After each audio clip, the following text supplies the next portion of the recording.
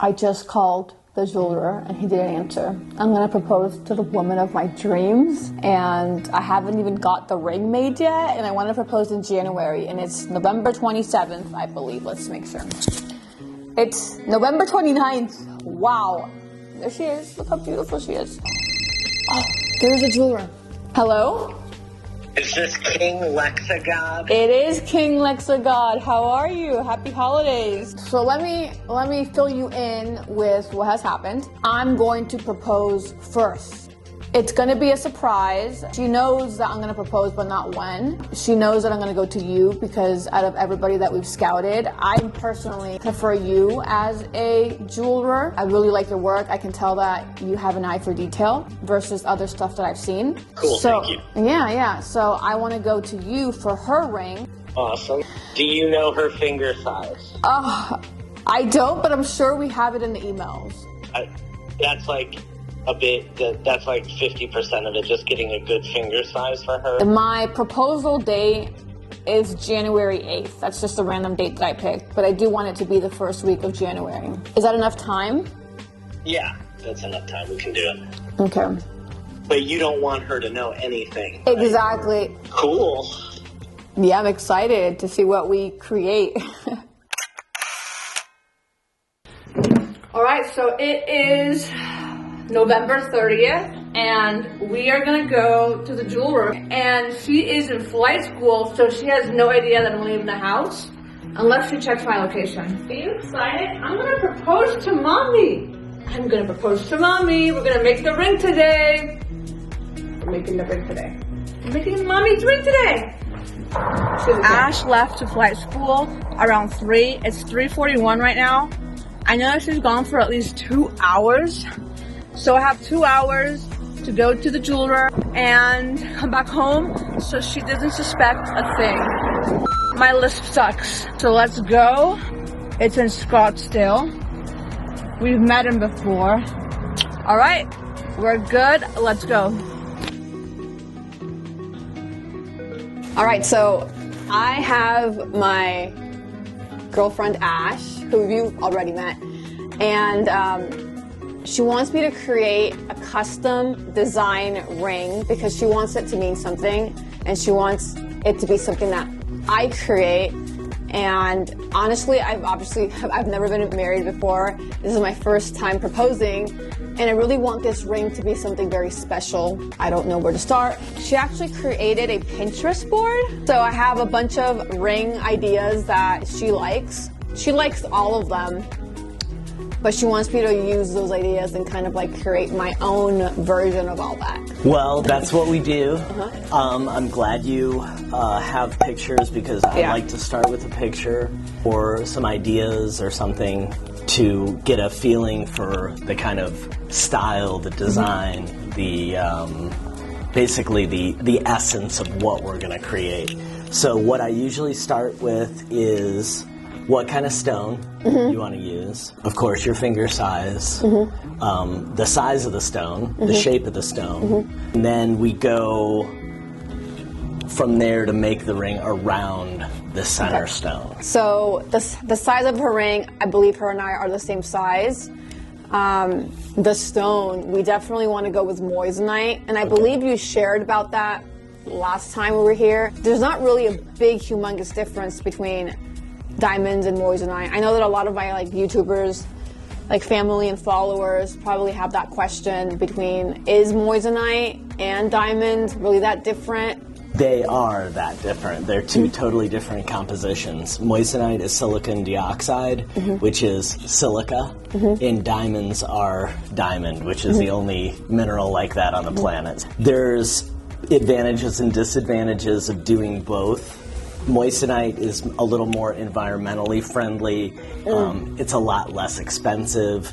Diamonds are a lot more expensive, but the whole point of an engagement ring is the thought, the gesture, the proposal. And moissanite's a great alternative to a diamond, and I think it looks about 90% as good. Ash is very into being environmentally friendly, and she definitely wants moissanite. So we're gonna go with moissanite.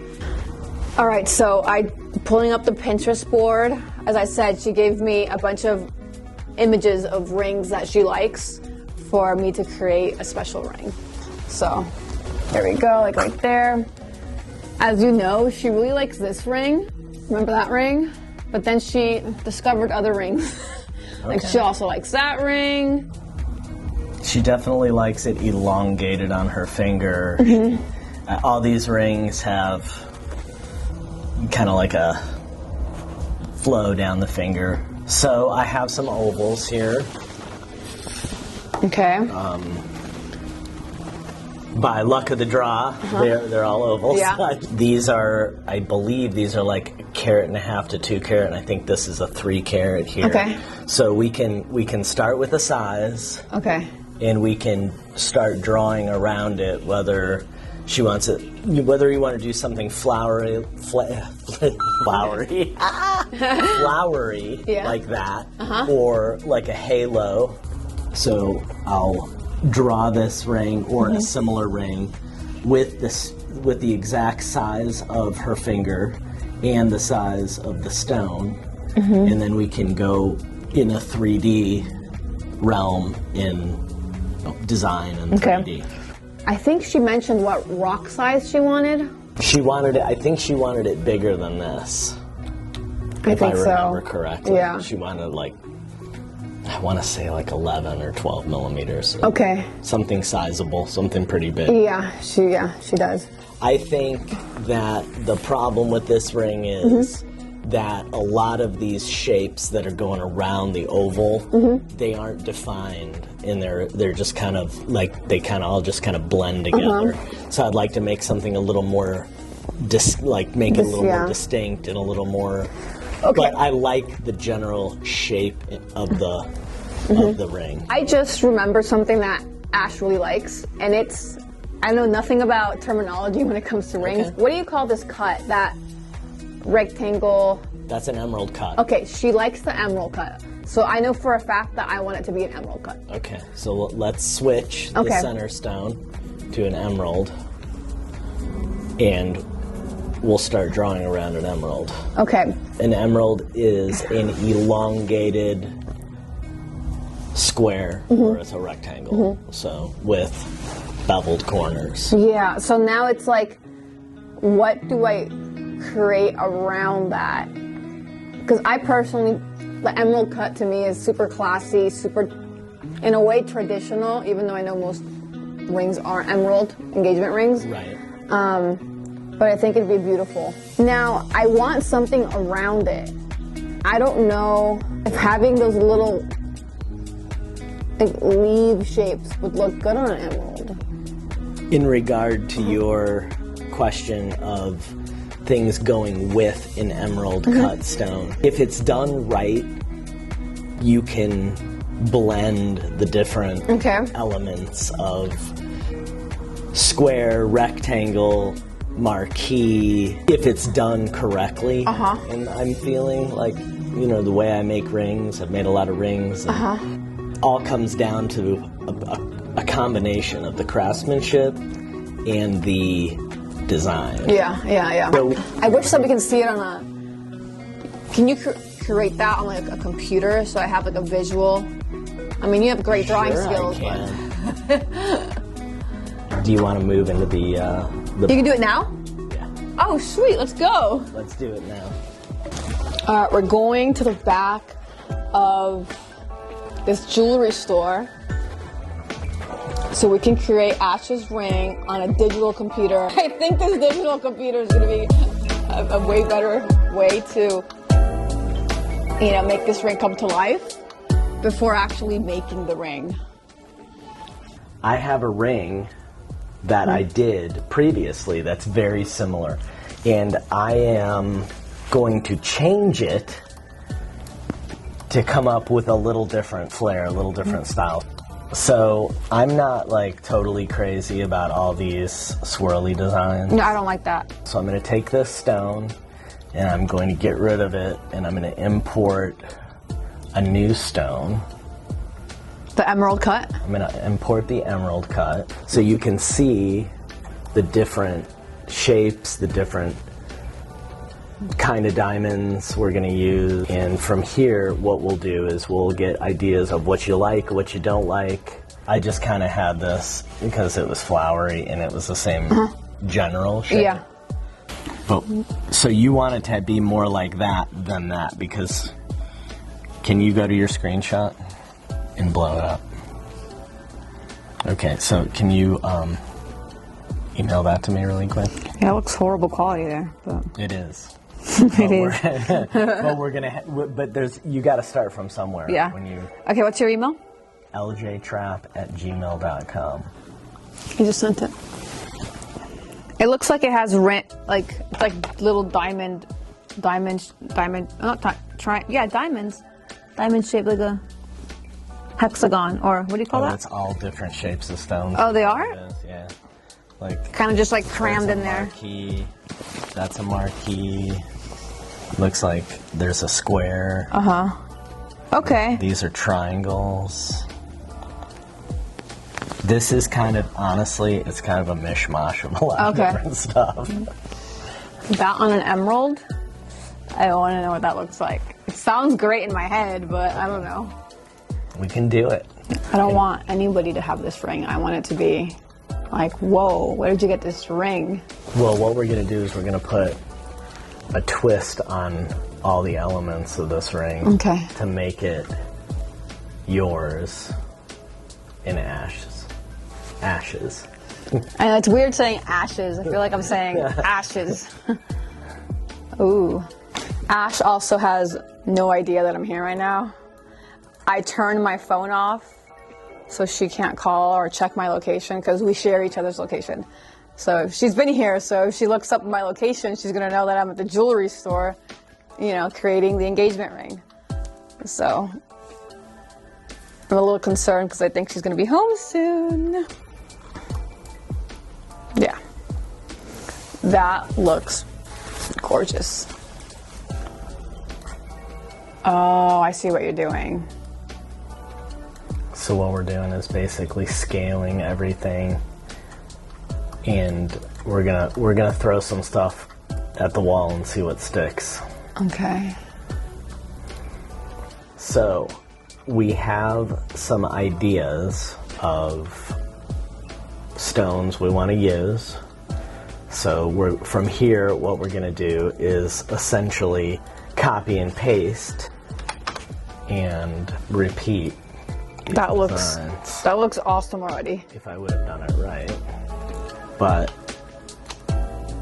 I want to see what you think of this first. So from here, we have a couple asymmetrical situations going on. We've got a pair on one side and a marquee on the other.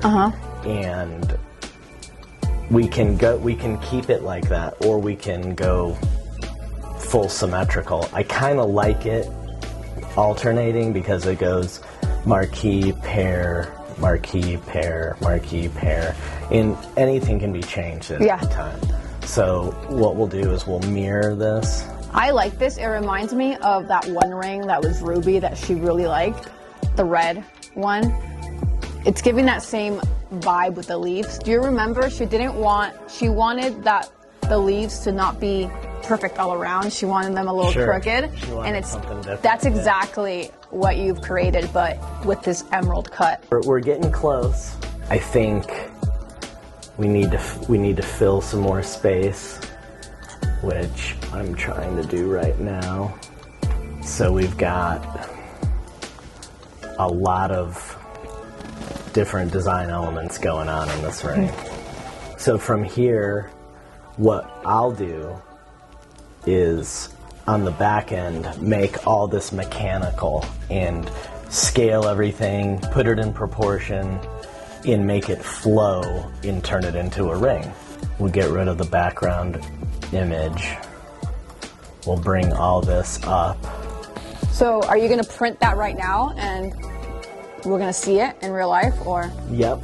Oh, what? We're going to print it. Crazy.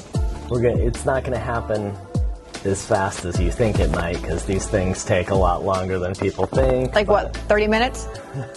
No, it'll be overnight. Okay, so I'll be back. but we'll send it to the printer. We'll get it printed. Cool. Okay. So once we decide the stones we want to use, the size, the scale of everything, we want to try to figure out whether the ring is on the finger, raised above in a cluster.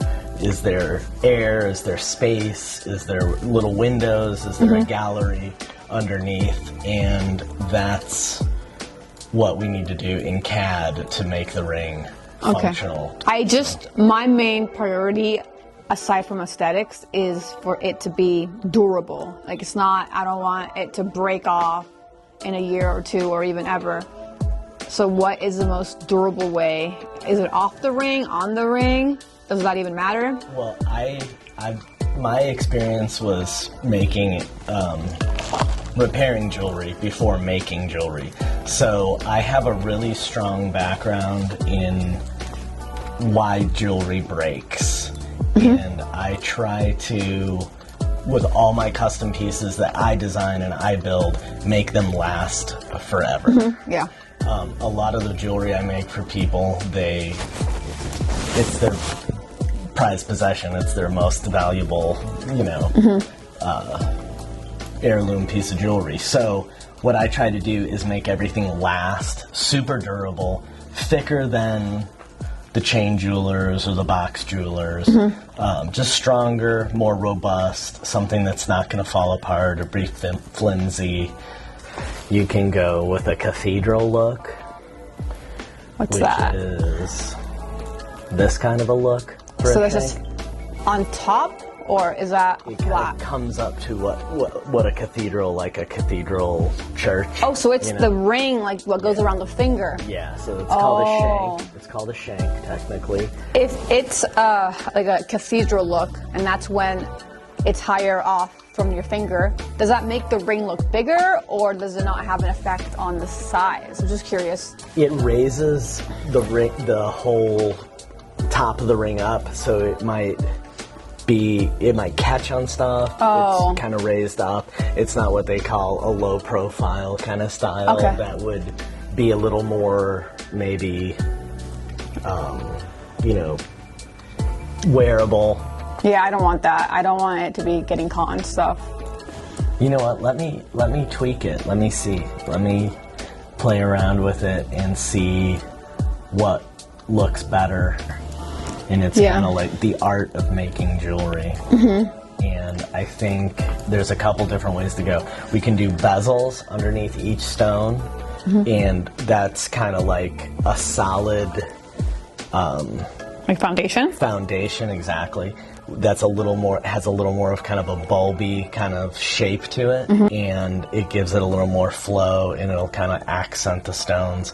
And then what we can do is we can go either prongs to hold the stones in, or we can do pave, which is kind of setting the stones down in the metal and then raising the stones by hand. And this is kind of where handmade jewelry and computer jewelry kind of blend together, and I can pave the stones with jewelry engraving tools, set the diamonds in a kind of a bed of diamonds. If you like where I'm going with this, what I'm going to do is make the foundation, like you were talking, what you said, which is a really good word for it. It's the foundation of the ring, and I'm going to try some different shanks and see.